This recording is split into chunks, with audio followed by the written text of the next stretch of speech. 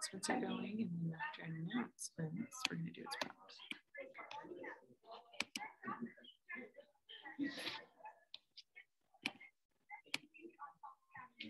Sorry, I don't know what happened with the volume, but I probably just holding it too far away from their mouth. Oh, really? I think it's no, because we've heard admin in here too, and they've been quiet lately.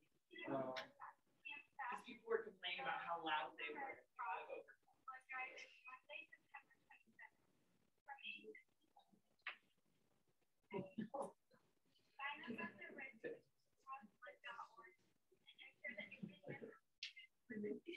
Oh, Dr. Ford, I have my morning prompt. The daily prompt for this class. Oh, yes. This works great. I just keep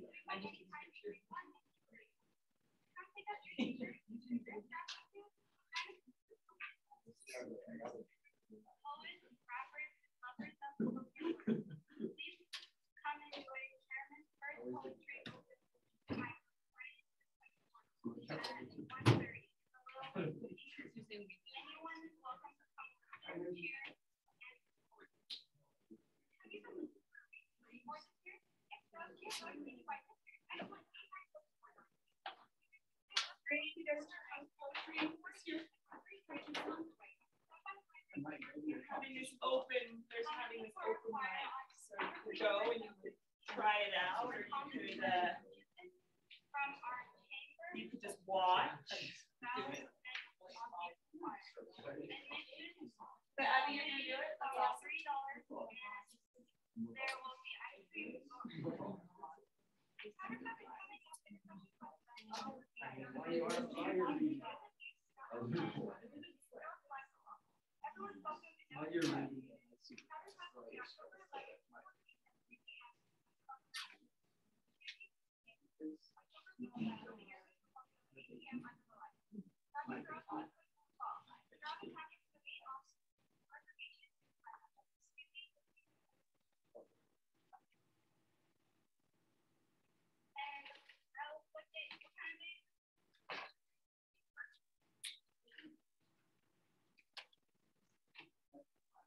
Okay, I'm gonna make you write a poem. Kind of. It's a found poem. So a found poem is where poets are using fragments or full pieces and creating a poem out of it. This is mostly just practice to find that beat in something that maybe doesn't really have a beat, but to kind of be able to identify which words are emphasized and which words aren't. So this is our beautiful, really poorly written, by the way, school motto. We are our mission statement. We are dedicated to creating a caring learning community where students feel valued and connected. Harriman High School will provide a quality education that's rigorous and will lead students in developing lifelong skills for success in and beyond high school. So you're going to break that up into lines, and you're going to find the pattern in the lines, and then you are going to try and have some jamstature and stuff and stanzas. So that's going to give us some practice with these terms. You can do it alone or in a partner if you want to just write one poem together. It's up to you. And we'll spend about 10 minutes on this.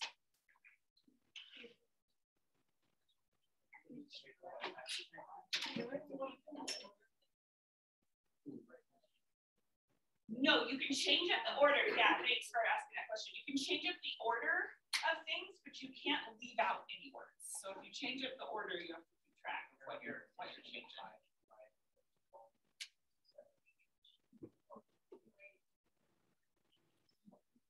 You have to use every word. Sure, you can repeat. Yeah. Yeah, you got to use every word.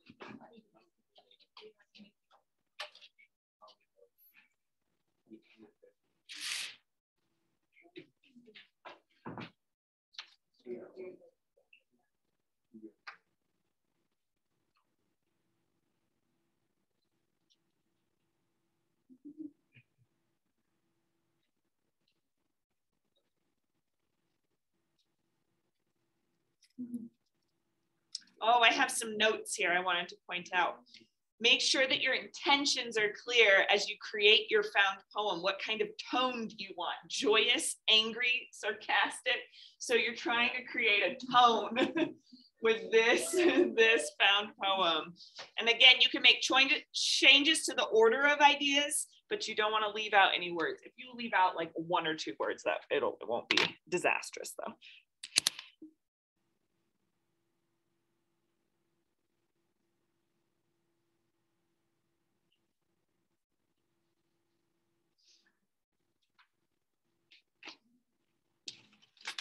Who didn't get a calendar? Anyone? Wait, I passed it out in the other class, huh? Are you here? Okay. Oh yeah, this is you guys. Wait.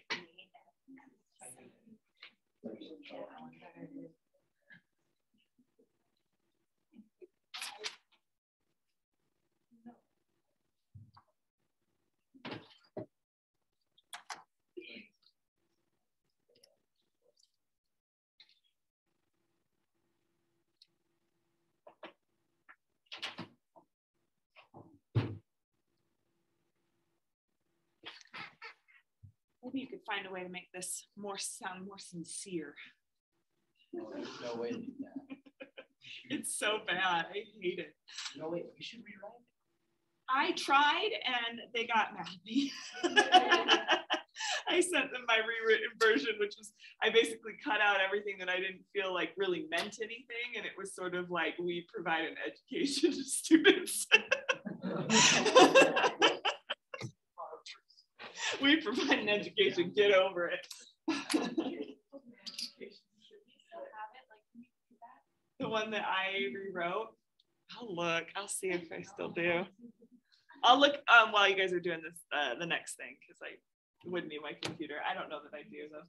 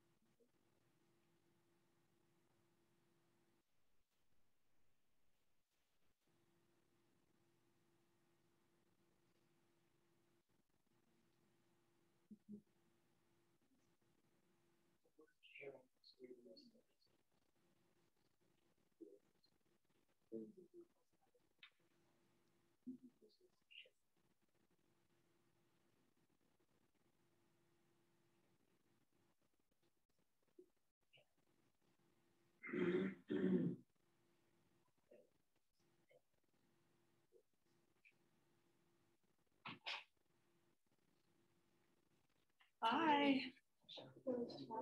Oh, you're right. We're making a found poem out of the school mission statement.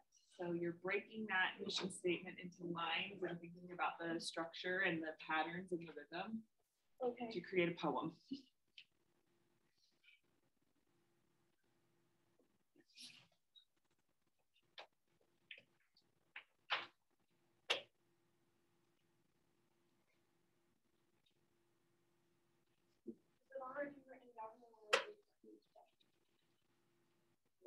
What do you mean? Like the poem. Oh, so the poem is like the poem part of it is this mission statement that says we are dedicated to creating the learning, whatever. And you're going to create what's called a found poem out of it, which is when poets find just like fragments of text or text out there in the open and then break it into lines to give it some sort of poetic form.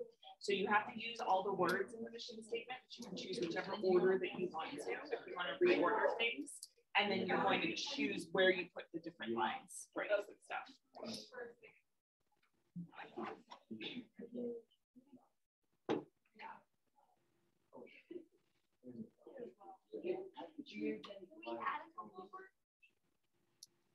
A true found poem wouldn't add words, but I'd be curious.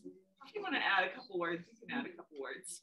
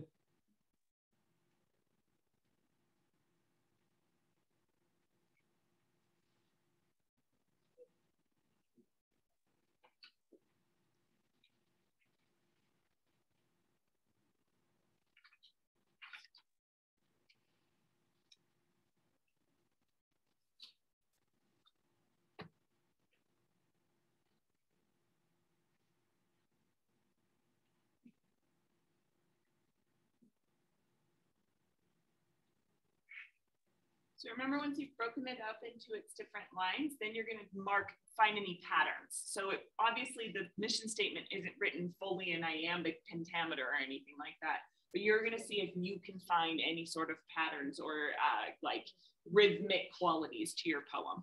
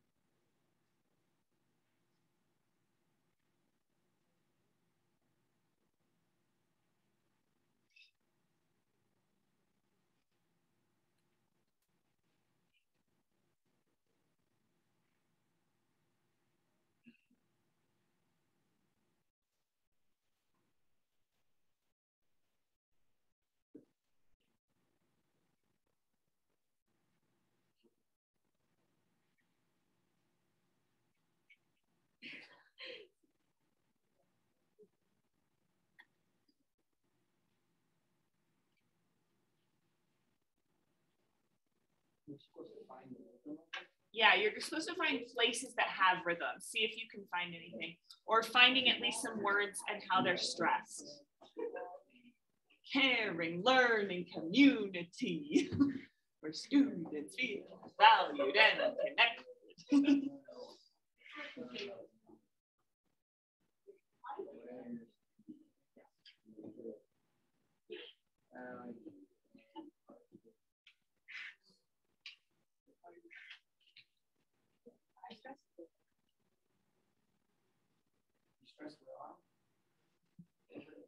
All right, I want to give you 3 more minutes on this.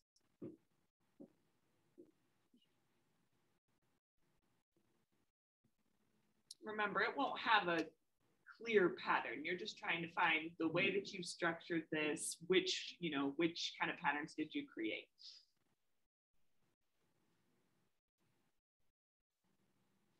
Actually, it's kind of developing lifelong skills for success. That one's nice. Skills, yeah, no, I was writing skills for success. Skills for success. That's got a bit of a meter to it.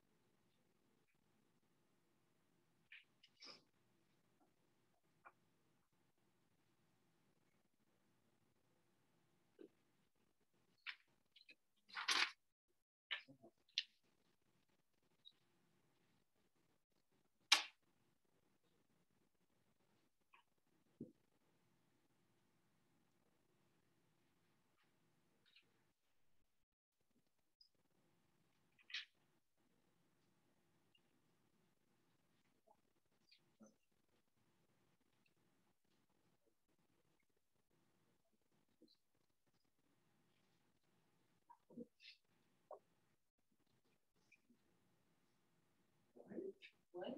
You can show me a picture of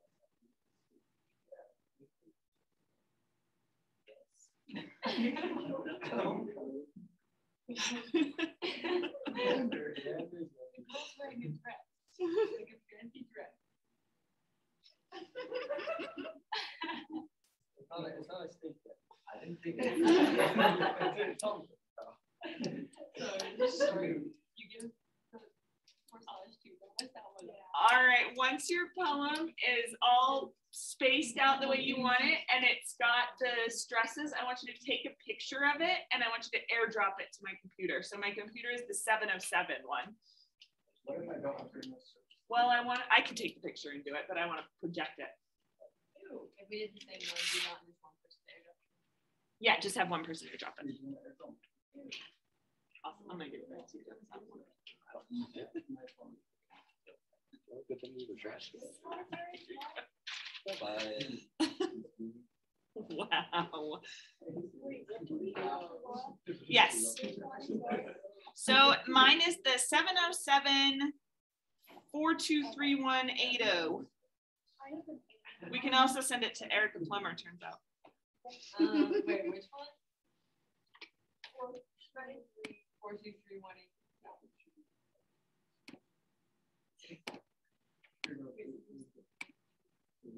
Oh, I think I accidentally canceled one of you, sorry.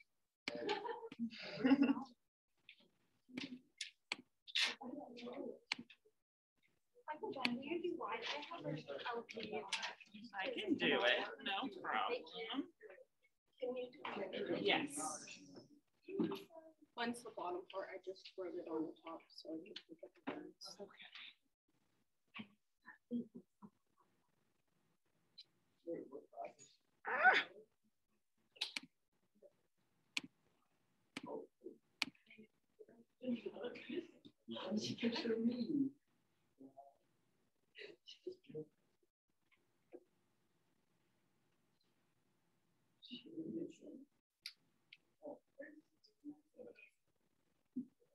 So I'm 707-423-180.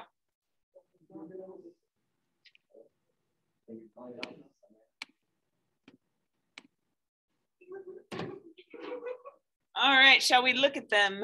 Let's see, just a couple. I'm just going to randomly choose a couple.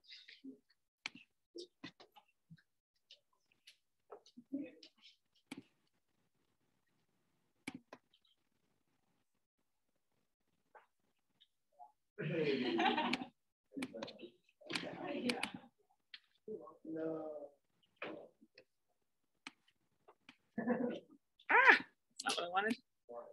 There we go. All right, so we are dedicated to creating a caring learning community where students feel valued and connected. End of stanza. Harriman High School will provide a quality education that is rigorous and will lead students in developing lifelong skills for success in and beyond high school. Okay, take a look at the way that this is spaced out. It's full of enjambment, right? Why do you think that this writer, what's the effect? So we don't care about this writer's intentions. What's the effect of putting creating on its own line in the mission statement?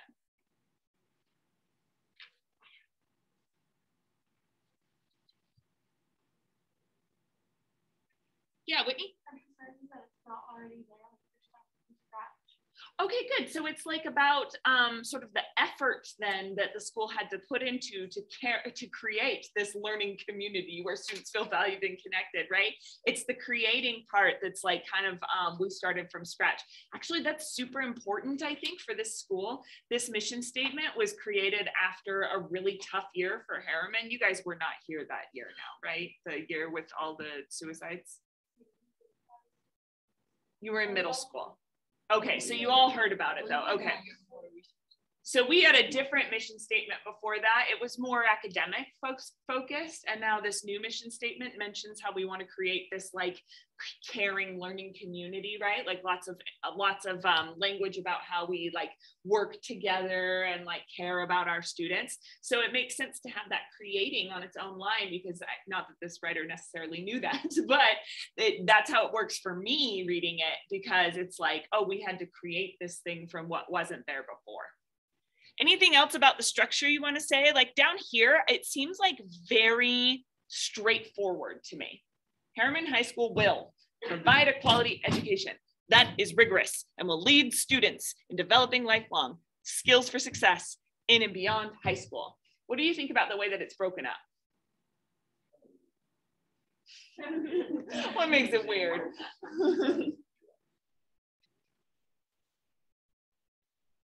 Yeah, Whitney. Oh, especially when I'm pounding the desk, right? But I think also that like the way that it's broken up, it does feel a little bit like militaristic, almost like it's like, here are the things that we will do for you, your student, you know, you and your student. It's like almost bullet points to it. To me, it feels like that. Ash? It's like more than talking about like students like having a good experience. The second one's like, this is what we're planning on doing. Yeah, I really like that too, how the two stanzas have such a different feel to them because of that way that it's structured. All right, let's look at another one.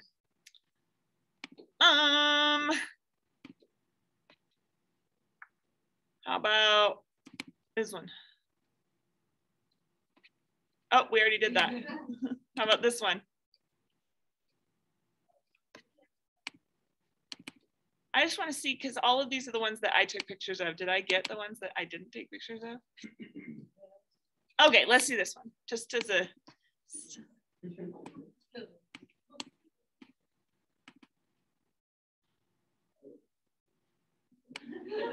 Aw.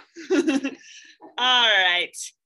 We are dedicated to creating a caring learning community, new stanza, where students feel valued and connected, new stanza. Harriman High School will provide a quality education that is rigorous and will lead students in developing lifelong skills for success in and beyond high school. Okay, a couple things I noticed about this one, which is that this stanza has been separated right here, where students feel valued and connected is its own little stanza. What do you think that does for our mission statement? Yeah, Abby. Oh, interesting. Interesting. Almost like you could put parentheses around it. It's like, we are dedicated to creating a caring learning community, new stanza, where students feel valued and connected. Like, it's almost like whispering that to the side. Allison? It feels like we're trying to emphasize it, but it feels like interesting. What makes it feel that way? Because I agree. What makes it feel insincere? Is that what you guys were going for, the ones who wrote it? Yeah. I was like, what's the most pretentious? Ah, got it. And so it does feel like a little pretentious. Also the we, doesn't that feel a little pretentious? Yeah. We, and then Harriman High School being its own line, and then high school being its own line. It's like it is really focused on the people who created the mission statement rather than the people who will benefit from the mission statement, I think. So it's all about like, we have done this thing for you, and that is what it means to be a high school. I get it. I get the pretension there. All right, let's look at another one.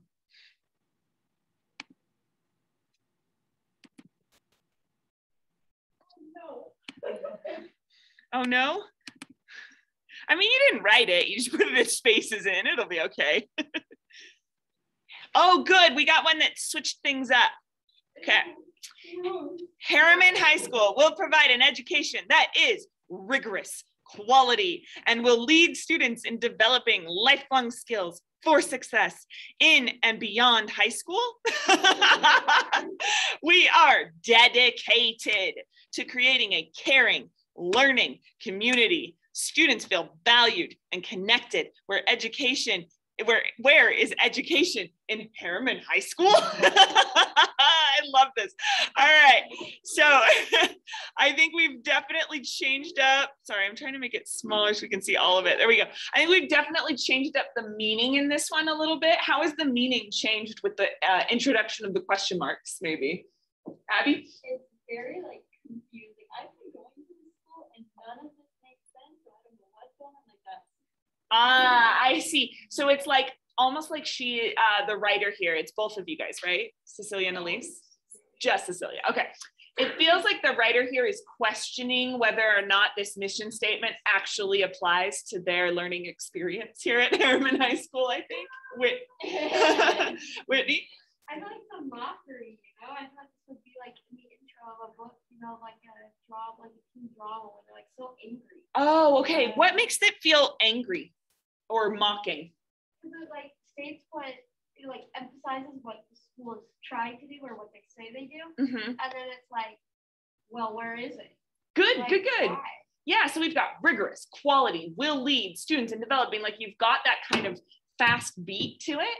And then it says in and beyond high school. I love that, like the longest lines or the ones that feel like the most sort of streamlined are the ones where they're questioning what these different bullet points to an education would actually be, you know? And I really like this, where is education in Harriman High School? Because it does seem like they've like talked about dedicated, caring, learning, like they're just like, I don't know, valued and connected. Where's the education part in Harriman High School?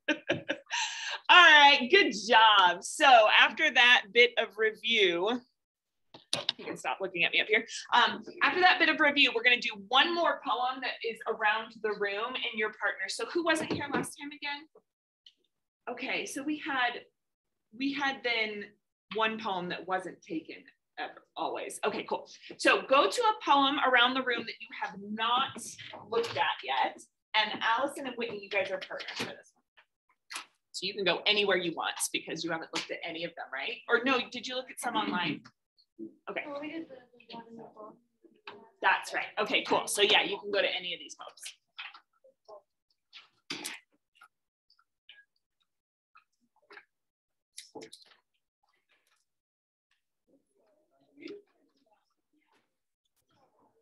This is just our last little review on meter.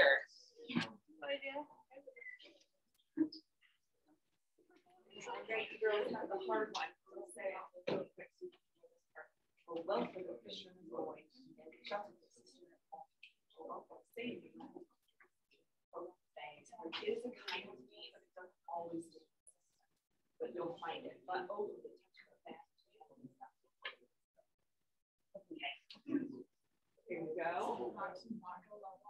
Here you go.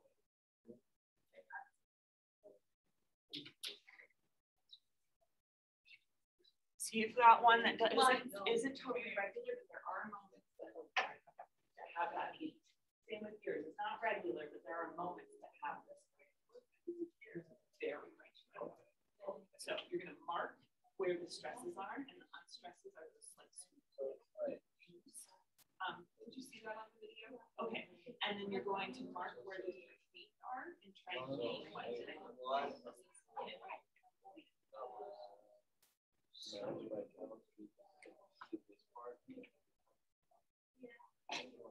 We have to mark.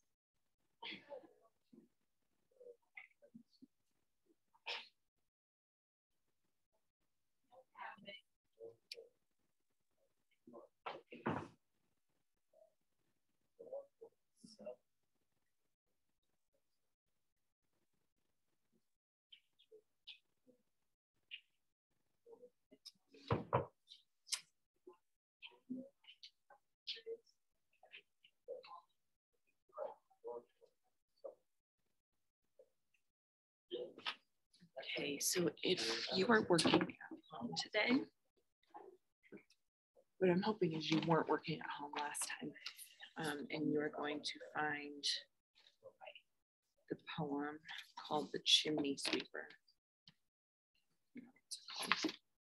The Chimney Sweeper, When My Mother Died, I Was Very Young, by William Blake. And you're going to mark the stresses in that, and you're going to write a thesis statement about how meter contributes to the meaning of that poem. So it's called The Chimney Sweeper, When My Mother Died, I Was Very Young, by William Blake. There's 2 Chimney Sweeper poems by William Blake. You're doing the first one. If you missed class before, and you've already done that one, then you can do the second Chimney Sweeper poem by William Blake. So you'll just mark the stresses, and then when you're done with your thesis and stresses and everything, take a picture of it. You'll upload it as part of your participation points for tonight.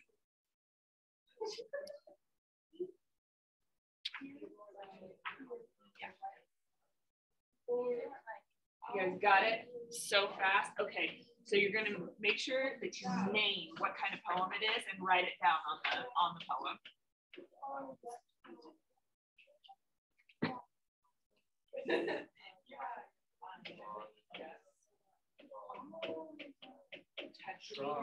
Yes, with a couple lines. That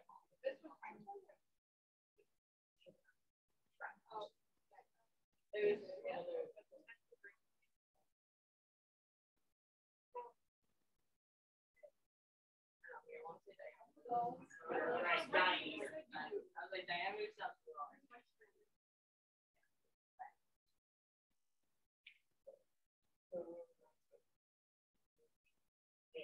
So now that you know that, and you kind of see where there's one place that doesn't quite fit in, say the world will require some say in Iceland. You can kind of trip there, and it could be some say versus some say, but like it kind of seems like when you have a first line that says some say this, then you can say some in the next line.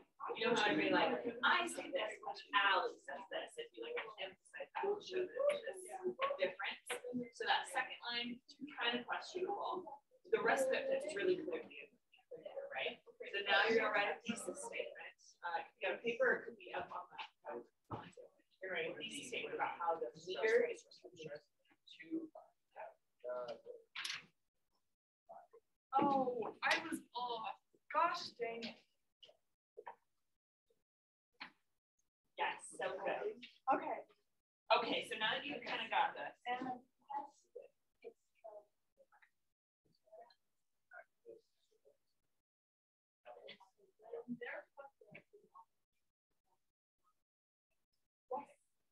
Animals right here. Awesome. Let's go. All right. So now you're going to try and write a thesis statement about it. You can either write it on there where there's space. You can write on a piece of paper. But you're going to try and say, how does this meter contribute to the meter? First off, and you can think about the places where it's spontaneous, like the great part, or you can think about the part that's regular, or however you do it. Okay. You guys got it? You're gonna write a thesis now. All right.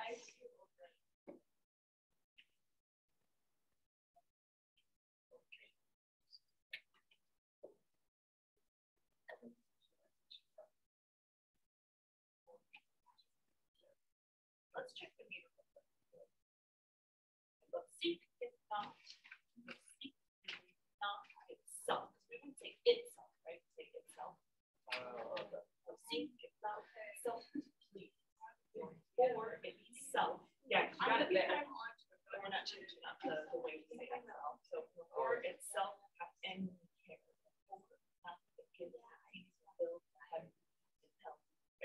So I think that first stanza is actually more regular. Let's see. And then the second part though gets weird. So saying a little plot like that still fits on it. Trod it. I think you guys are right about that. Trod it with the cattle. Yeah. Yeah. But a petal of brook whirled out. So it's almost like right there now. It changes to a trophy. So the first part is I am. The second step is a trophy. Back to I am. But there are where it's like a little bit off. It's more of a copy. You have to rewrite.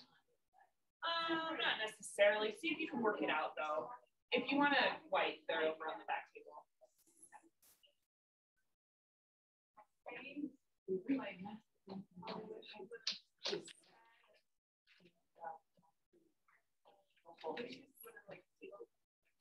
Right. So now I want you to figure out what the thesis statement. So the thesis statement you're kind of meaning of all the and thinking about how the media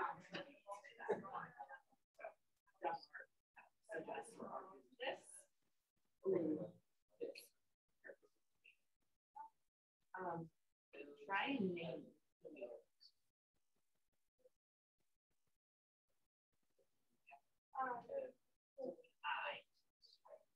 Yes, and then how many lines for the most part? How many?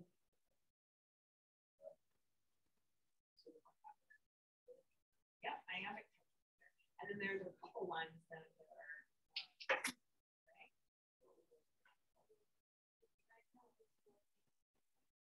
Yeah, so that he was called a poem. I have to go here.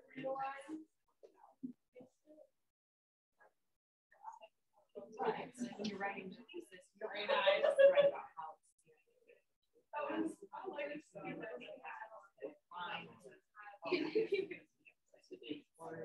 you can think about all the time.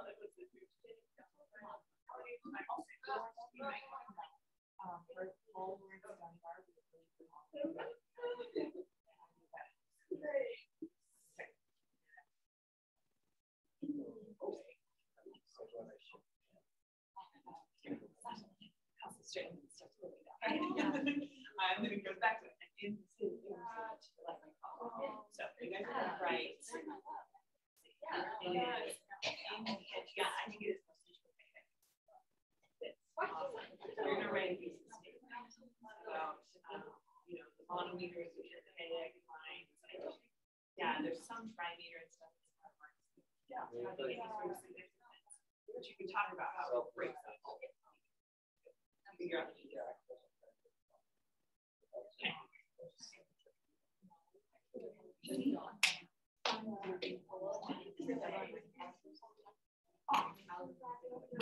Oh, I like that. Even room, like it's got that to it. Oh, really? Okay, so it does have like some moments that have the speed. It's kind of all over the place though, in terms of like which one, like which beat it's using, whether it's dynamic or something. So you're gonna write a statement now about the meaning of the song, how the meter, which is not regular, but has a give it a try. When you've got a thesis, call me over. I want to see it. Okay.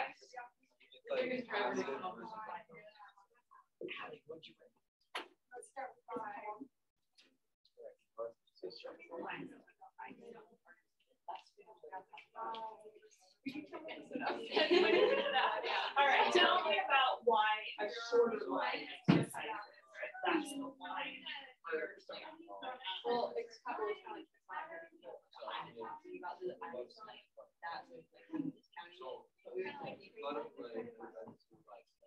and the ice is like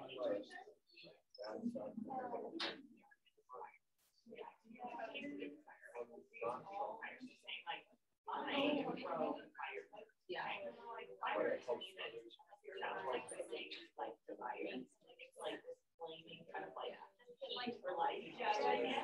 If I had parish twice, I think I know enough paint to say that for destruction of ice.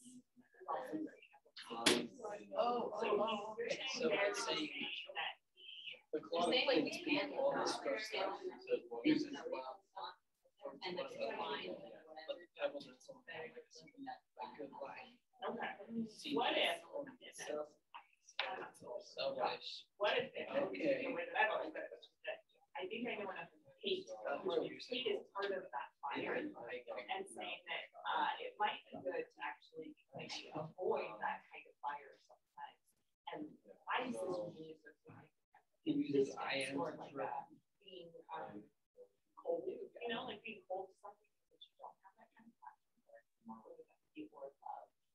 that would be nice to get like the ice with very much.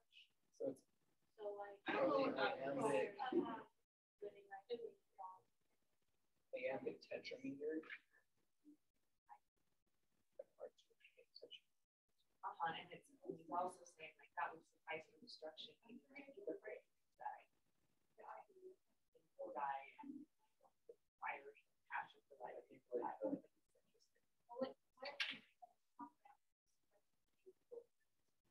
But with your thesis statement, I still think it worked with the thing that you had. I shortened the lines to talk about ice on parties and the best way to live without heat.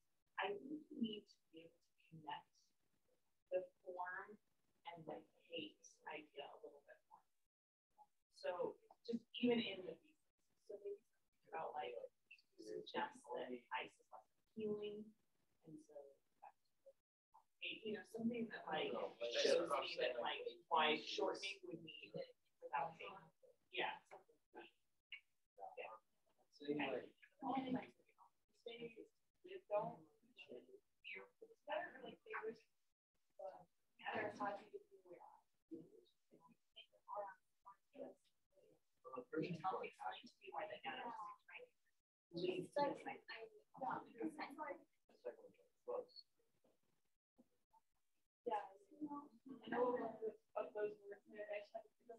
Yeah. Oh, okay. So it's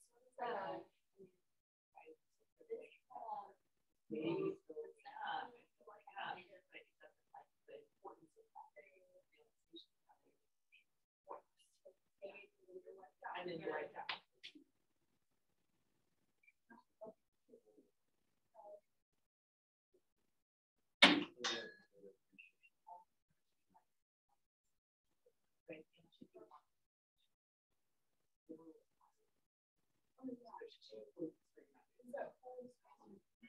And hit us. Yeah, okay. How would I make that little? So I'm just trying to be little and I couldn't. But you could just say letting fear prevent us from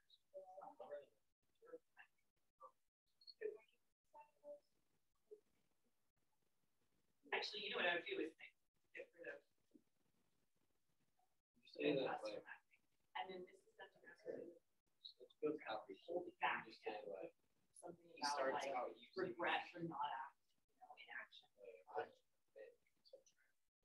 To describe the Yeah, I might change that. Yeah, doesn't hit us. Gotta talk about something about because you've got realization, so it doesn't.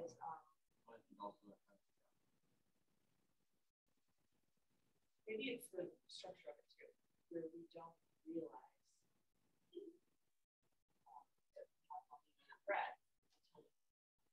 I really like it.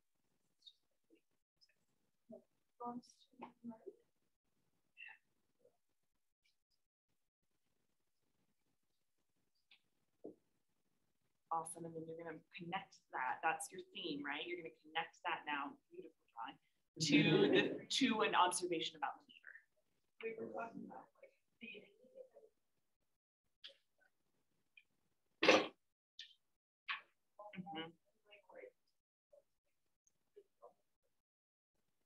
thesis.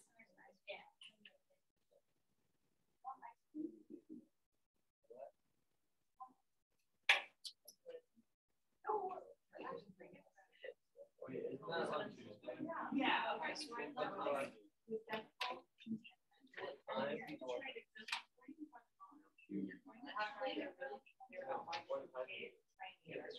good choice for resentful contentment.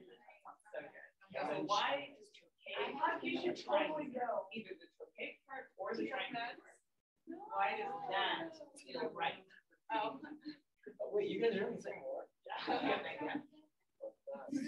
I'm Loki, the president. You know what I think in racing is that it's still creates that pattern.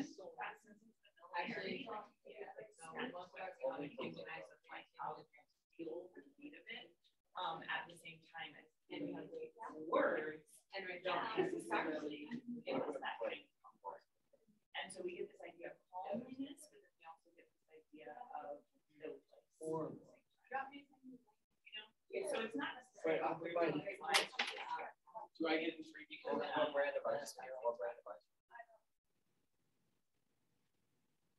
have a region three, I have a region three pass. Let's read that different.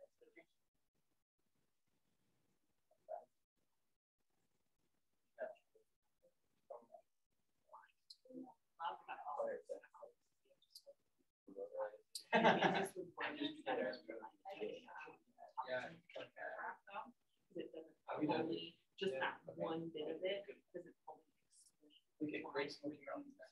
regular for the rest of it. So it's good to focus on the weird part, but don't ignore the overall. One more, let's look. Oh. Like, I have a good say, those who have experienced hardships, have a greater appreciation of love. I think it's also hardships in love. Like, so say, trauma is but like this area is talking about hardship. And he's specifically saying that it's like, yeah. So this guy, he's gone through a hard life and he thinks that love seeks out something. So he's like, love isn't selfish. It's just killing and being only itself. So it's, yeah, so you're saying these are making characters. Interesting. Okay, so what I would say then here is it ionic and then trochaic to suggest that it's right, instead of saying like this sort of like overarching hardships and stuff, etc. You're saying two different people. Oh, I already used the words then. Yeah. All right, go ahead, take a seat. Shorts. Are you feeling better about finding? Oh yeah, bring me your dry erase markers.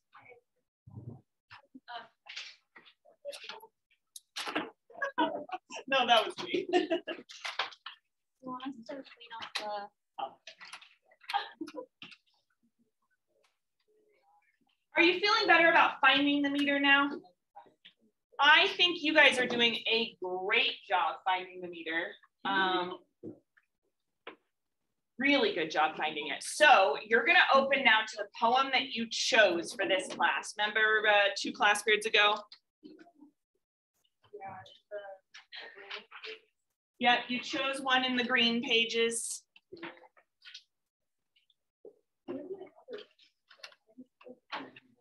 You've already made some notes on it, but you read it before we talked about meter. So I doubt, did anyone mark the meter already as their poem? No, all right. So I'm gonna give you 5 minutes, 5 to 7 minutes now to try to mark the meter of your chosen poem.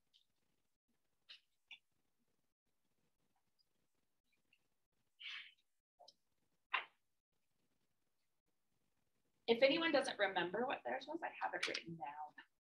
Is there one for me? Because I don't remember. Yeah. Oh, maybe you weren't here, Isaac. I might, because it might have been.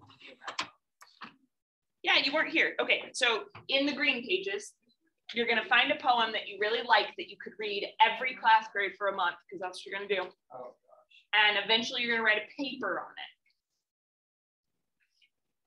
And then tell me what it is once you got it. Wait, like a 3-page MLA. Uh-huh. You have the 2-line one, right? You'll be able to do it. And you'll feel so good about yourself after. I'm gonna do I too. I think. Yeah, okay. Okay. Very good.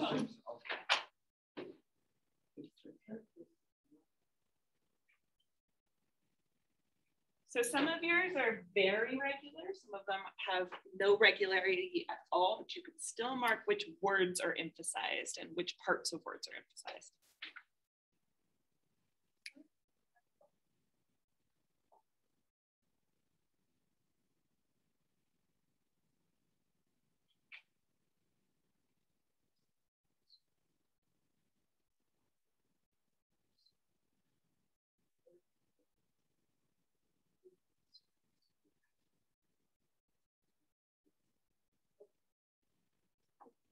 Yeah.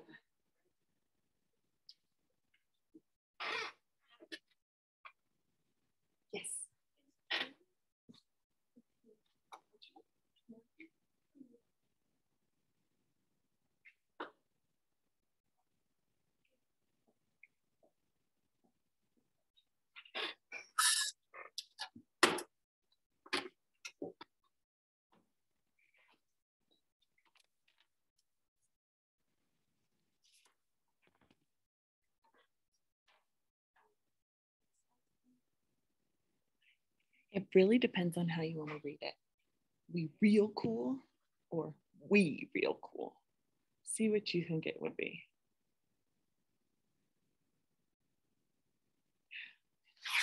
You know, almost the whole thing might be, it might be a poem in Spondies.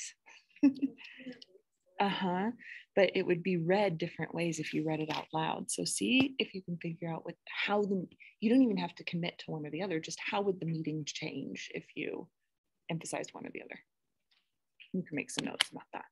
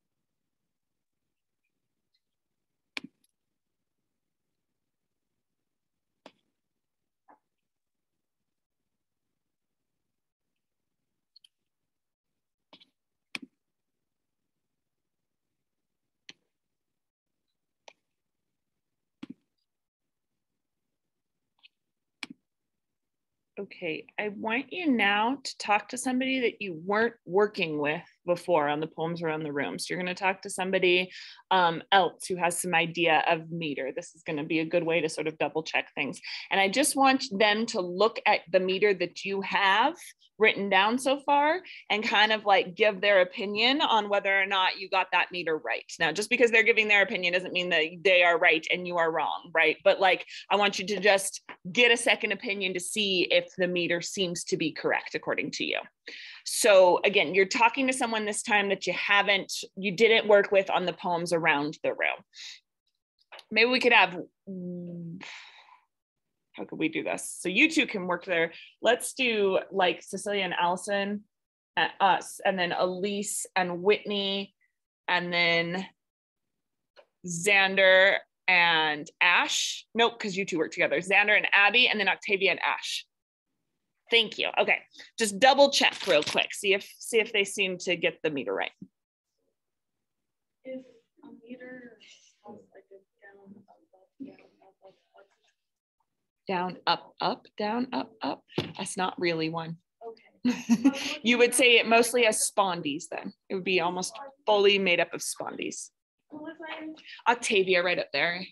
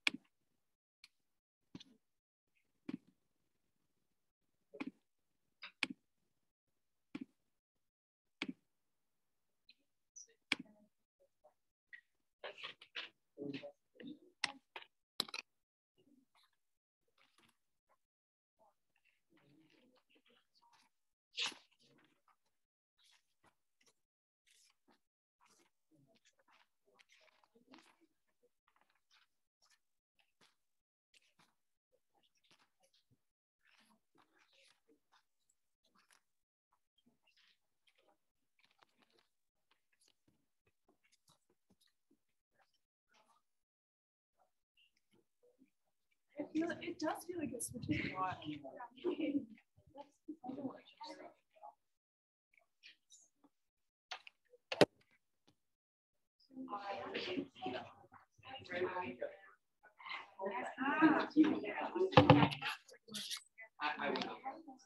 Yeah, you probably Recording.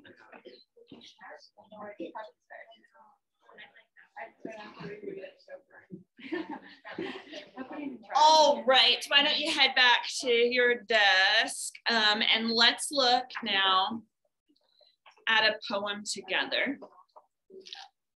So I want to look at this poem, I Heard a Fly Buzz When I Died. I am not sure exactly where in your packets that is, but it's by Emily Dickinson. I heard a fly buzz when I died. Wow.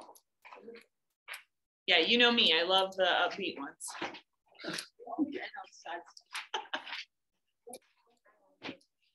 I heard a fly buzz when I died. It's like kind of near the Oh, okay, yeah, it is in the gray pages. Yeah, it's Mark's number 20. It's page 29 in the meaninglessness of the pages.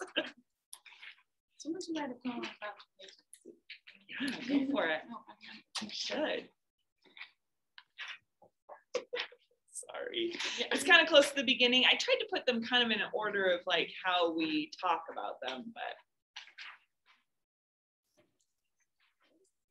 I heard a fly buzz when I died. All right. Oh, Huck's still looking. Come on. Everyone's waiting for you, Huck. All eyes are upon you. Oh my gosh. I don't think that's gonna be helpful. You flipped past it. All right. So this is by Emily Dickinson. The one thing people usually know about Emily Dickinson is that she was kind of like agoraphobic. I don't know if that's totally true. She was just more of an introvert. She liked to spend a lot of time alone. Is she related to Charles Dickinson? No, no, not related. She's American, and she was associated a lot with the Transcendental movement, if you remember Transcendentalism. All right, but here's the poem. I'm going to read it out loud to you. I heard a fly buzz when I died. Oh, sorry. I heard a fly buzz when I died. The stillness of the room was like the stillness in the air between the heaves of storm. The eyes around had wrung them dry, and breaths were gathering firm for that last onset when the king be witnessed in the room. I willed my keepsakes, signed away what portion of me be assignable, and then it was there interposed a fly with blue, uncertain, stumbling buzz between the light and me. And then the windows failed, and then I could not see to see. Okay, I'm going to give you 30 seconds is all to try and mark the meter in that. I heard a fly buzz when I died. The stillness in the room, the stillness in the air.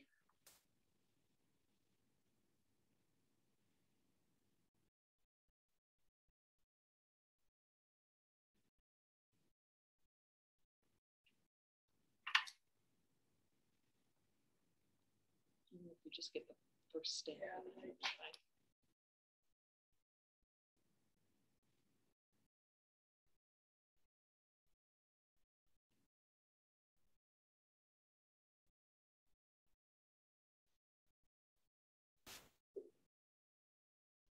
Okay, let's say you get this on a test. So on the AP test, you have 40 minutes to write about a poem. You don't have very much time.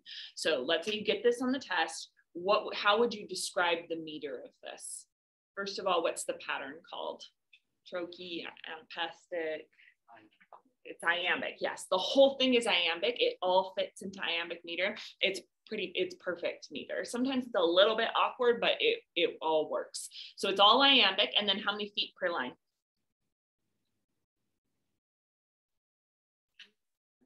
Like 3. Yeah.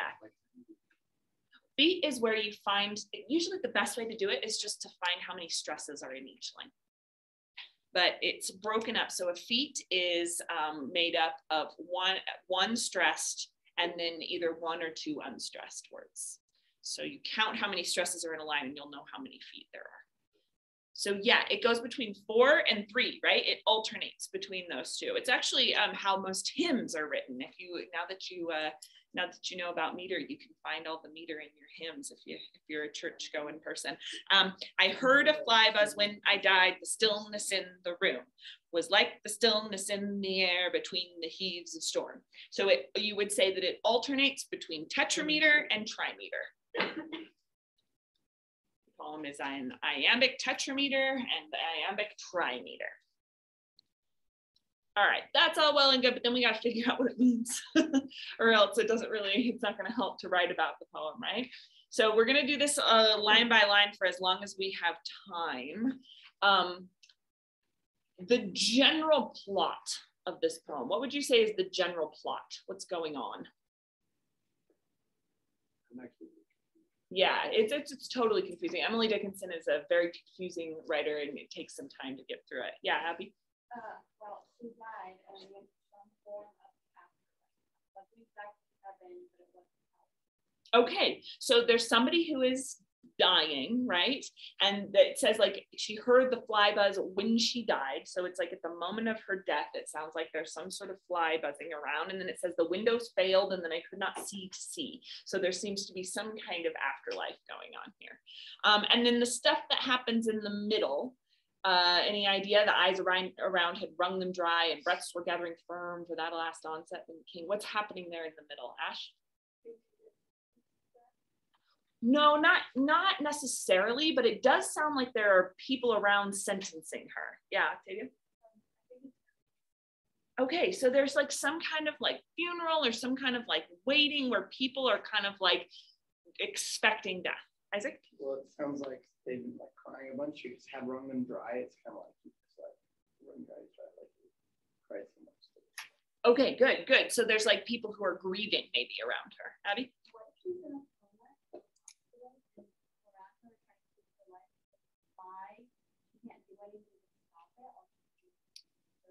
Good. Yeah, there seems to be some sort of like helplessness in the scene, whether that's a coma or she really is like right on the last moments of life. Like she can't seem to do anything about it. All right, so let's start with the beginning. I heard a fly buzz when I died. Do you notice how there's these dashes? Emily Dickinson was like very well known for her dashes all over the place. What's the effect of that? Allison? So the last line feels like it's like kind of cut off, like there must have been something more to it, right? When we've got that dash, it can work in two ways. One, it can create a really long pause, or two, you could almost turn the dash into a little arrow and it looks like it's sort of propelling us to the next line. So you can read this first line in two ways that make sense. I heard a fly buzz. When I died, the stillness in the room was like the stillness in the air. Or you could read it, I heard a fly buzz when I died. The stillness in the room was like the stillness in the air. And either one of them are correct. So she kind of gets around like making a choice about punctuation with the dash so that you can read it both ways. So if you took a pause, I heard a fly buzz. When I died, the stillness of the room. What's the effect of that? If we read the died, the stillness of the room as an enjambment, and then if you have the big space in the middle of the line, you remember what that vocabulary word is? Caesura, yeah. So what happens when we read it with the caesura? How does that change the meaning? Yeah.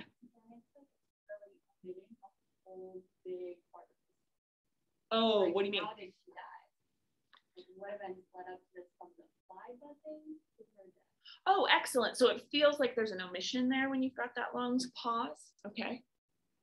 I heard a fly buzz. Why start with a fly? What are flies like?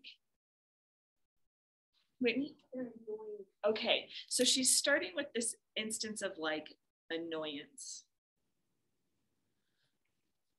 So if you pause right there and you're like, I heard a fly buzz, that becomes the central like meaning of it, right? Meaning of the poem, because you're just like, okay, let me hear more about this fly. But if you pause after died, I heard a fly buzz when I died, doesn't death become the central meaning of the poem? Like the thing that sticks out to you is that this is a poem coming from beyond the grave somehow. The fly is kind of like incidental. So that's what we're trying to figure out for the rest of the poem. Is the fly the central meaning of the poem is like, who is this fly, or what is this fly and what's it doing here? Or are we trying to say, oh, what's the death and how is the death sort of like, what's happening with the death and which part is the most important part? And you'll notice that it kind of switches back and forth between them. Yeah, Ash? If you look at like the fly buzz, the central idea, in the second stanza, it's kind of like for the flies, just like grabbing. Yes. So if you're like, I heard a fly buzz, and then, okay, the next line is probably going to explain what that fly buzz was. When I died, the stillness in the room was like the stillness in the air. Suddenly, like the fly becomes a little bit more metaphorical, and you've got all these people sort of buzzing around her. That word buzz, that's a vocabulary word that you learned in elementary school. What is a buzz as a figurative language? Remember that one? Yeah. Like a lot of noise in the response to people talking, generates a lot of nonsensical noise. Okay, nonsensical noise. I like that, Ash. Would it be considered? It is. It's an onomatopoeia. Yeah. So it's like this sound then that sounds like what it sounds like when there's a lot of like that buzzing sound, right? It's like the word sounds like the thing it's supposed to be. Buzz, pow, sizzle, those kind of words. All right. Let's talk about then the setting here. When she died, it doesn't have to be a she, but let's say she. When she died, the stillness in the room was like the stillness in the air between the heaves of storm. What do you think about that simile? What does it feel like when a storm is about to come? There's a kind of chaos going on right before the storm is about to come, though. The storm itself feels very chaotic. Does it feel chaotic beforehand? No, what does it feel like?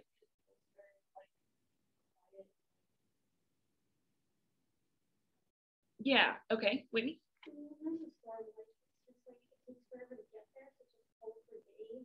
And then it finally hits, but only lasts a couple hours, so it's like, she wants to do it. Okay. So it's like, eventually is kind of what I'm getting. So it's like anticipatory, but like in a kind of annoying way where you're just like, okay, we've known that this storm is coming. Like we're all prepared for it. Now let's just get this out of the way so that then we can deal with the consequences of the storm. Yeah. For me, I also think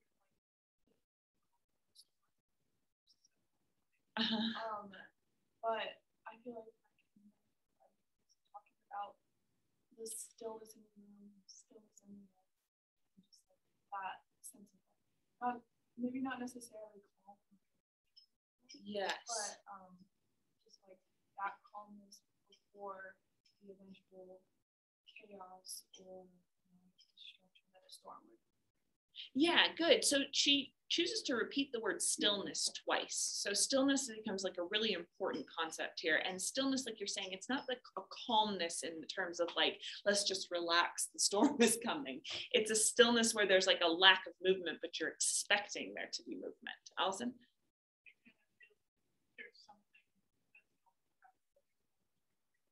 Yeah, good. So it's kind of like an inevitability, and no matter how much you might want to control the situation, you definitely can't. So you're just waiting. Xander? Yeah, it's that moment where you're kind of like slow-mo, like trying to like catch it before it hits the ground, but it's not gonna happen, right? I feel like I am always dropping like knives too when I'm cutting things, right? And so that's even scarier. Like it's like there's going to be a consequence that's like potentially harmful for my feet, but I just feel like it's going in slow motion. There's nothing you can do to stop that thing. I never have, because we have tile. It's really there. I bet it would be. I have though, like dropped it and it's got like stuck my foot a little bit, just like stuck and fell out. Not stuck and like stuck in, but like stuck in. Yeah, so that hurts a lot. Yeah, with Ash.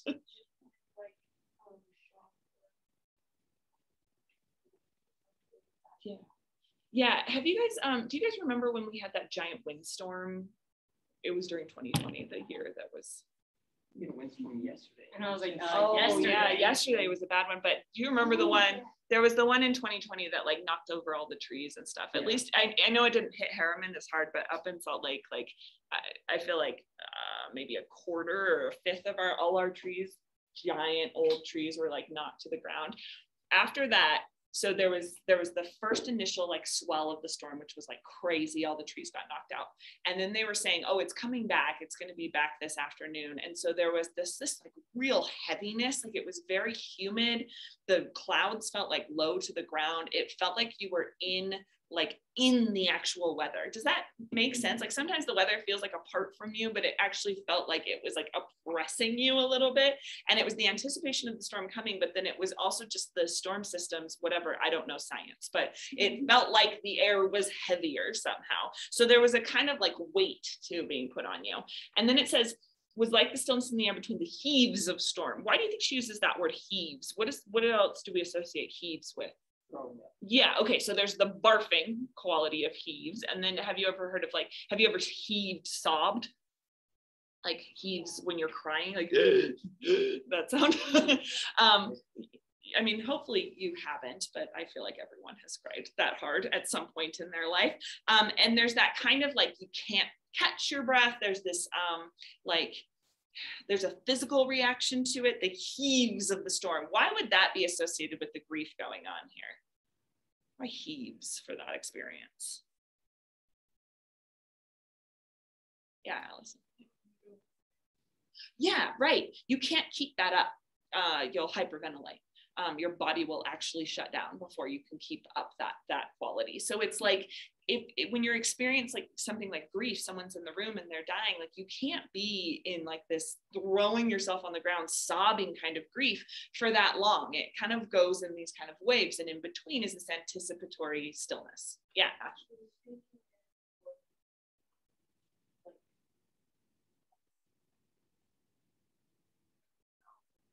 Oh, interesting. Yeah. So that's why you hyperventilate, because you're like taking in more air than you can expel, and it keeps coming and it feels like you can't stop it. So it's this out of control quality. That's the heaves of storm. And then the stillness has this sense of like anticipation. All right, that's the setting. That's the setting we're in there. She's surrounded, this person who is dying, by this kind of stillness, but it is between the heaves of a storm, and we assume of grief. Then it says, the eyes around had wrung them dry, and breaths were gathering firm. So the eyes around, that's a specific kind of metaphor. It's called synecdoche.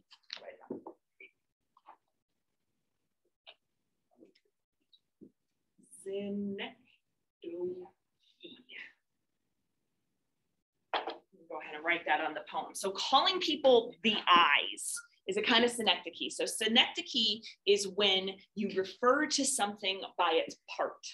So like if you call your car, you know, if you grew up in the 1950s, I guess, and call your car your wheels, that would be an example of synecdoche, unless do people call their cars wheels anymore?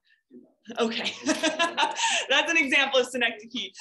Or all hands on deck, you're referring to the workers as just their hands. That's an example of synecdoche. So calling the people around, the eyes around had wrung them dry, is synecdoche. Why would that be the body part that you are referring to all of these grievers by? Ash? Okay, good. There's a kind of voyeuristic quality to it. I have been in a room like this where everyone is kind of just waiting for someone to die, and there's grief and there's love, but there's also a kind of ickiness about watching somebody when they don't really they don't really know they're being watched, you know. That's what voyeurism is. So there's kind of this like, I just can't think of a word besides icky, the exploitative. There's a bit of an exploitation going on here where the eyes around are waiting for something to happen. Like they're almost like looking at the person and being like, hey, do something now. Yeah, Whitney. I feel like dry has a kind of different meaning for me because I've been in that situation a few times. Mm-hmm. And I feel like you're not like you're heaving on the inside. Kind of, if that makes sense? Yes. Like you don't want to show it and you don't want anyone else to know that like how much you care. But you're just kind of sitting there and then like, but on the inside you're panicking, like, I want to do something where I want to tell them I love them. Yeah. But you feel like if you open your mouth, like, it's going to come out really wrong. So all you do is you just sit and stare and you're like really dry. Yes. Dry through it. So you have to kind of overcompensate on your grief. Oh yeah, okay, we have 10 minutes. Sorry, the bells are different sounds now. Anyway, okay, good. I like that because wrung them dry means that they had also had those moments of being out of control, the heaves of the storm, but now it is dry and now is the time to kind of hold that back. And so there might be chaos going inside, but not on the outside. Yeah. I think the eyes. Well, when you said all hands on deck, I was like, well, that's like, to me, that seems like it's only their hands that are good. That's all they're wanted for, you know? Yes. Because like ultimately their hands are going to do the work. They don't care about them. It's like a person. So if you think about it in that way, like eyes, it's kind of like interesting. Like that's all they're good for. It's just like to watch this. Yes. Yeah, they're there to witness something, and that is all that they are good for. I think that's true to say that. And so the way that the speaker talks about the people around the room is kind of cynical then, kind of like calling people all hands on deck. Like, I don't care about your personality. What you are to me is just a bunch of eyes looking at me, you know? And the breaths were gathering firm for that last onset. What's the last onset? Just plot-wise, what you're talking about. What we need. Yeah, the last like death, the last onset. So their breaths are gathering firm for her not to have any breath anymore when the king be witnessed in the room. And who is the king you think that she could be talking about there? I think there's two ways of reading it. Yeah. Okay, so one hand, it's a personification of death. The death is going to be witnessed in that room. Xander? I think it's like there's that stereotype of like everybody Interesting. So it could be like this, like authority, like her being an authority dying. Yeah, so it's like I'm dying. Okay, it could be like she's going to be the most important thing in the room. Okay, then there's a third way of interpreting it too. think if we're thinking of it as death, then I think the fly makes a whole lot of sense. If the king is being witnessed in the room, a lot of times we call, Satan, Lord of the Flies, but like flies are often associated with death, right? We'll talk about that here in a second. But the king could also be God.